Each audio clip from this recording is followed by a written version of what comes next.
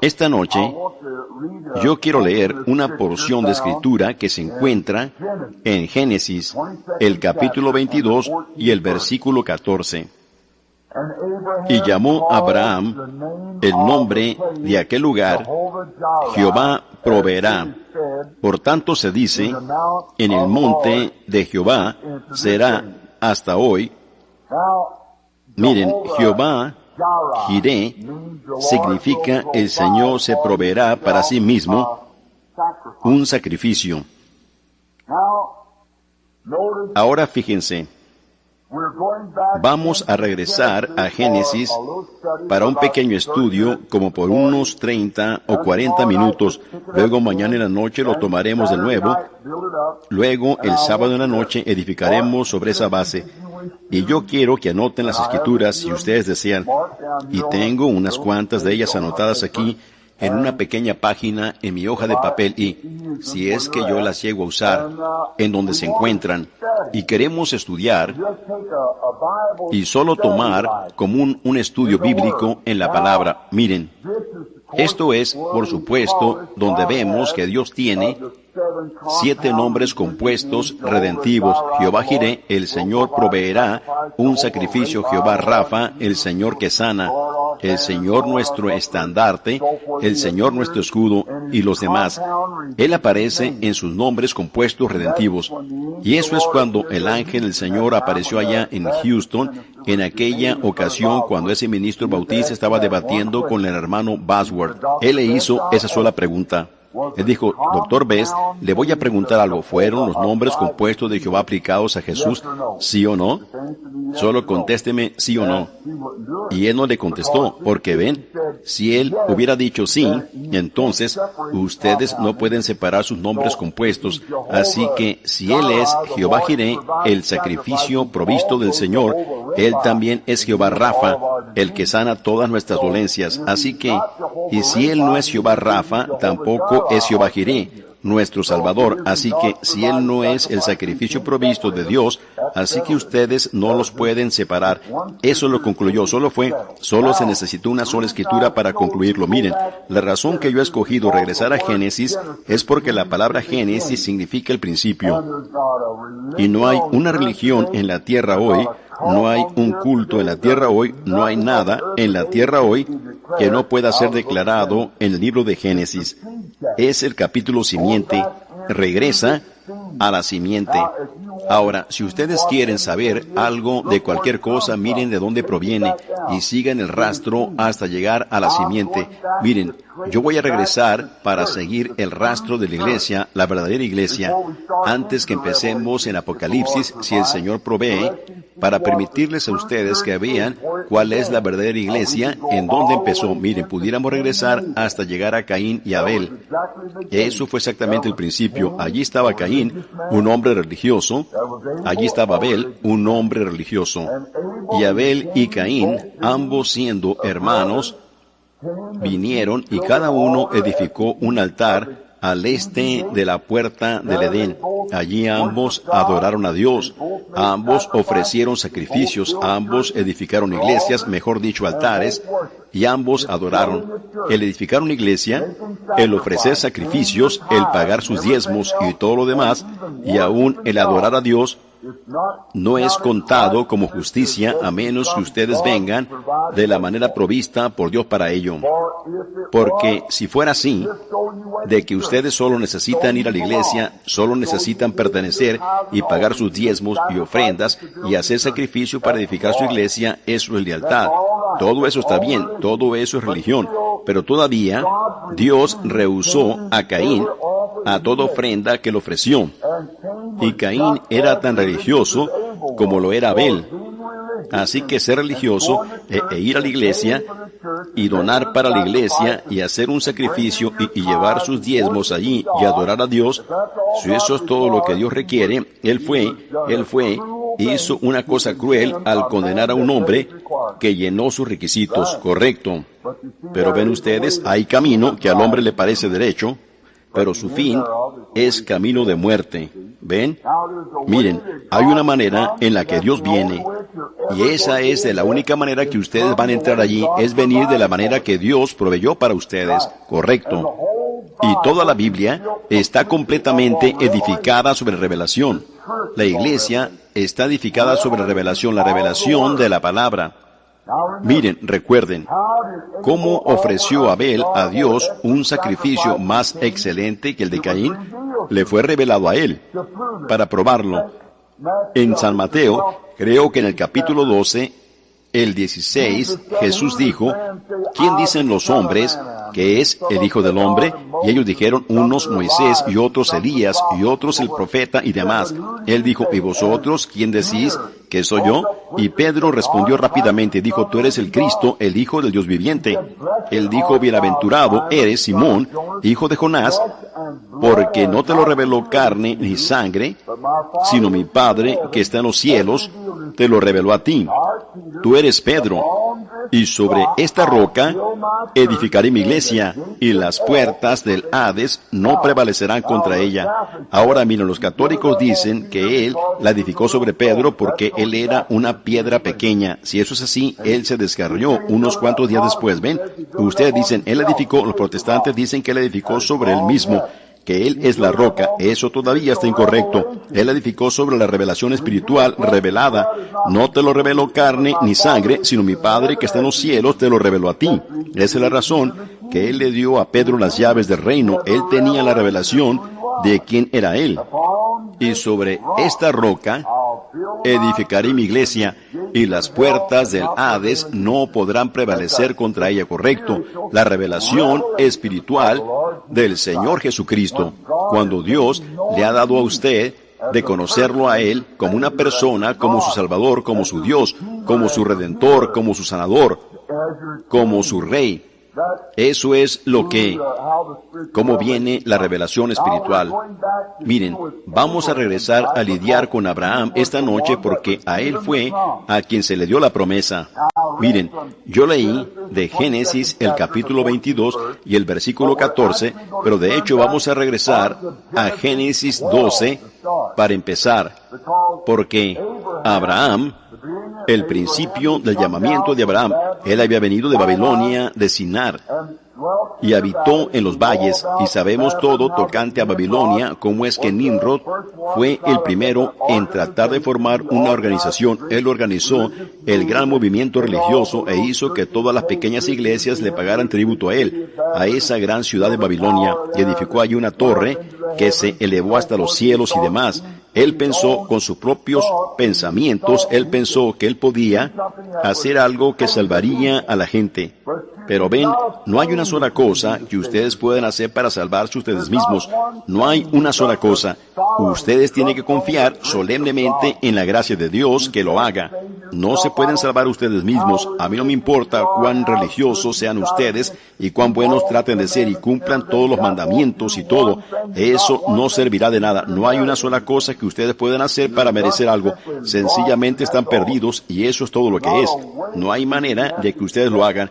Ustedes tienen que aceptar su método provisto. Ese es Jesucristo. Y es gratuito. Ustedes no tienen que hacer una sola cosa, sino solo aceptar lo que les ha sido dado a ustedes. No hay ni una sola cosa que ustedes puedan hacer. Si mi corbata estuviera chueca y yo le dijera al hermano Van Tain, yo le daré a usted $1 millón, y él dijera, gracias hermano Branham, yo le enderezaré su corbata por esa cantidad. Entonces yo no se lo di a él. Él hizo algo, ven, él enderezó mi corbata por $1 millón. Ven, ustedes no pueden hacer una sola cosa, no hay. La gente dice, yo busqué a Dios y busqué a Dios. No, usted está errado, mi hermano. Ningún hombre hace eso, no es usted. Buscando a Dios es Dios buscándolo a usted. Ustedes dicen, lloré, yo ayuné, yo busqué a Dios. No, Dios lo estaba buscando a usted porque Jesús dijo, ninguno puede venir a mí si mi Padre no le trajere primero. ¿Cómo le pudiera decir a un cerdo que él está mal al comer desperdicio de comida? ¿Ven? Él es un cerdo para empezar, esa es su naturaleza.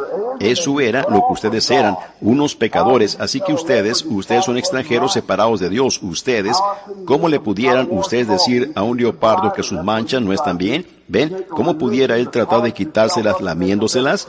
Él solo se las haría más brillantes. De esa manera ustedes lo tratan de hacer, al aceptar una religión para ustedes mismos pulirse y hacerse mejores criaturas. Ustedes tienen que comprender que están muertos. Ustedes no son buenos para nada. Ustedes son sucios y Dios es el único que los puede ayudar, ¿correcto? Cuando ustedes hagan eso, entonces ustedes se están acercando al reino de Dios. Cuando ustedes se consideran que son nada y solo dependen solemnemente en Él y permiten que el Espíritu Santo los guíe. Eso es, yo pienso que a la iglesia se le ha predicado bastante. La cosa que ahora se necesita es regresar a la enseñanza y estar en el fundamento para que así ustedes sepan cómo edificarse ustedes mismos en Cristo. Y hemos edificado nuestras iglesias sobre sensaciones y sobre diferentes cosas, pero no podemos edificar sobre nada más sino sobre Cristo, la revelación de Jesucristo. Esa es la única cosa que podemos hacer, estando en Él. Ustedes están completos, sin Él ustedes están perdidos.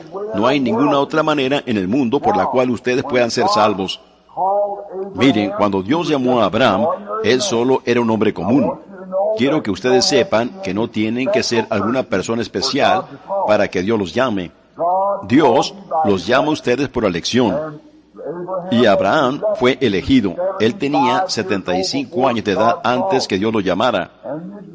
Y él se había casado con su media hermana, Sara, y habían estado viviendo juntos por años, y ella era estéril. Miren, y él salió con su padre en el grupo que salió de Babilonia, y llegó allí con los caldeos en la ciudad de Ur. Quizás vivió en una tienda, como ellos vivían en aquel día, la mayoría de ellos y la gente pobre, y él, su dieta probablemente consistía en cerezas y demás, y la carne de algún animal que mataba en los matorrales, y él vivía una vida bastante tranquila, pero un día Dios le habló a él.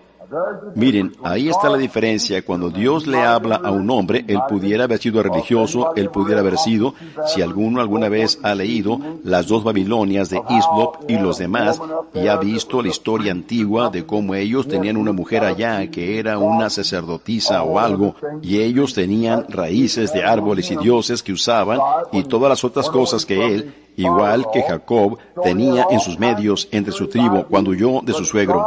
Así que ellos tenían toda clase de ideas raras, pero Dios llamó a Abraham como un individuo cuando él tenía 75 años de edad e hizo un pacto con él. Miren, yo quiero que se fijen, cuando Dios hizo su primer pacto, el pacto con Adán, el pacto adámico fue, él lo hizo entre él y Adán. Y el hombre fue y rompió su pacto. Y todo el tiempo que un hombre hace un pacto con Dios, él lo rompe. Pero este pacto no fue hecho entre Dios y el hombre. Dios hizo este pacto consigo mismo. Es completamente gracia. No hay ley en lo absoluto en ello. Él nunca dijo, si tú haces cierta cosa. Él dijo, yo te he bendecido. Yo te he hecho padre de naciones. Yo te he hecho.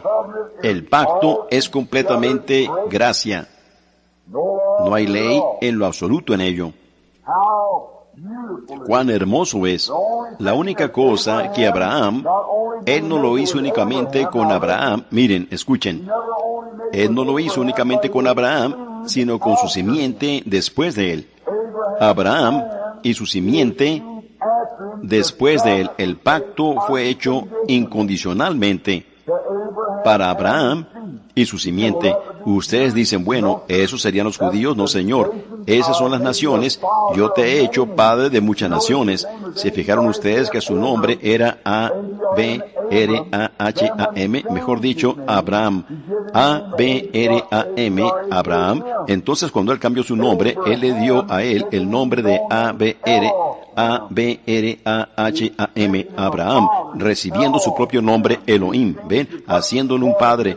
Él es Elohim. Y él lo cambió y puso parte de su nombre en Abraham, porque él, por medio de la promesa, iba a venir por medio de su simiente, iba a ser padre de naciones, Abraham. Le cambió su nombre, puso parte de su nombre en el de él, ahora haciéndolo padre de naciones. Ahora, fíjense, a Abraham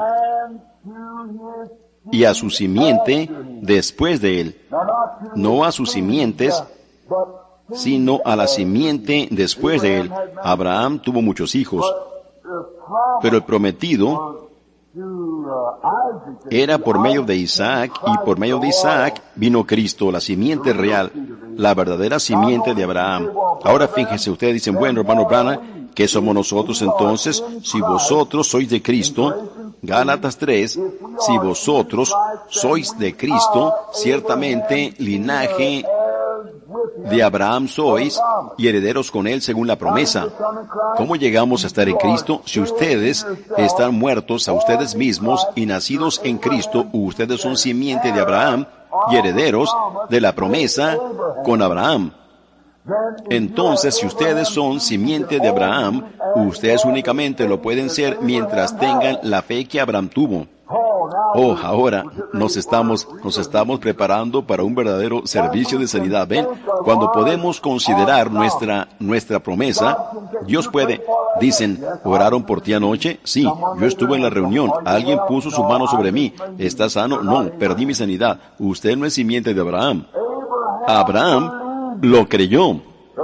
La Biblia dice que tampoco dudó por incredulidad de la promesa de Dios, sino que se fortaleció en fe, dando gloria a Dios. Cuando a Abraham se le dijo que él iba a tener ese bebé por medio de Sara, los primeros, me imagino que los primeros cuantos días, o mejor dicho, los primeros 30 días, él dijo, ¿cómo te sientes, querida? Me siento igual. Lo vamos a tener de todas maneras. Ellos se prepararon, hicieron preparaciones para ello, y a medida que los días pasaban, continuaban, Abraham decía, ¿cómo te sientes, querida? Me siento igual. Lo vamos a tener de todas maneras. Mientras más parecía ser una imposibilidad, Abraham alababa a Dios porque iba a ser un milagro más grande que si hubiera sucedido años atrás, cuando ella tenía 60 años de edad. Amén. Y luego decimos, sí, yo soy simiente de Abraham, pero perdí mi sanidad. Abraham llamó a todo contrario a la palabra de Dios una mentira. Él rehusó mirar cualquier cosa que no fuera lo que Dios había dicho. Esa era la verdad. No importaba lo que el mundo decía tocante a él. Lo que alguien más decía, él sabía lo que Dios había dicho y él se aferró a lo que Dios había dicho. Y luego decimos que somos simiente de Abraham. ¡Oh, qué cosa! Yo pasé por la fila de oración del hermano Roberts. Yo pasaré por la del hermano Allen cuando él venga. Luego, cuando el hermano Branham venga, y el resto de ellos pasaré por la fila para ver si recibo mi sanidad. Simiente de Abraham, qué cosa. Con razón él dijo que la vomitaría de su boca. Lo hizo que se enfermara de su estómago. Sí, oh hermano, la simiente de Abraham toma la promesa de Dios. Todo lo contrario a ella es una mentira. Sigue adelante. Ahora veamos si nosotros somos simiente de Abraham o no. Yo pudiera despedazar la cosa con eso si yo quisiera en estos momentos. Sí, Señor. ¿Cómo obedeció Sara? Como mujer de Abraham. Miren, pero la simiente de Abraham cree la promesa. Cuando Dios dice algo, eso lo establece para siempre. Y recuerden, miren, la cosa siguiente que nos damos cuenta es que Abraham, cuando esa promesa le fue dada a él y a su simiente, la única cosa que ellos tenían que hacer para conservar su pacto era quedarse en la tierra prometida. Mientras Abraham se quedara en la tierra prometida, el pacto funcionaría. Miren, eso es todo lo que ellos tenían que hacer. Eso es todo lo que la simiente de Abraham tiene que hacer. Eso es todo lo que ustedes tienen que hacer. Si ustedes han sido llenos con el Espíritu Santo, entonces son simiente de Abraham. Entonces, si ustedes tienen la simiente de Abraham, lo cual es el Espíritu de Dios en ustedes, haciéndolos creer como Abraham creyó, llamando a todo lo contrario a la palabra de Dios como si fuera una mentira. La palabra de Dios es verdad, no dudando ninguna promesa, solo continuando aferrándose a ella. Eso es. Si ustedes son simiente de Abraham, entonces todo lo contrario a ella es errado. Es la palabra, y solo la palabra. Ahí yo me paro. Como Eddie Pruitt escribió, toda aclamación al poder del nombre de Jesús, que los ángeles se postren, traed la diadema real y corónenlo a él, Señor de todo. En Cristo, la roca sólida, me paro. Cualquier otro terreno es arena movediza. Esa es la simiente de Abraham.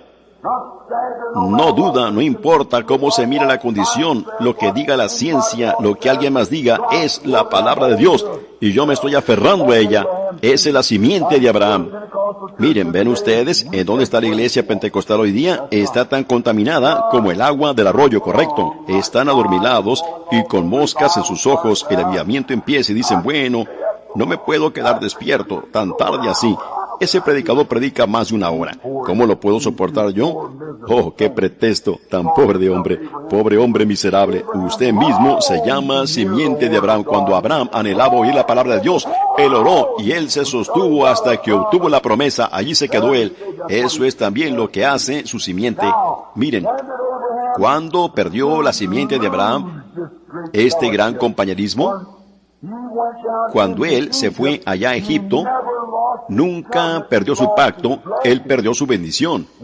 Y eso es lo que yo estoy tratando de hacer que ustedes entiendan esta noche. La iglesia pentecostal ha perdido su bendición temprana. Hay algo mal. Sabemos eso. Cualquiera que alguna vez haya leído la historia de la iglesia sabe que hay algo mal con la iglesia. Miren, ustedes no han perdido su pacto, pero han perdido su bendición. Regresen a la tierra prometida. Regresen a la palabra. Regresen a Cristo.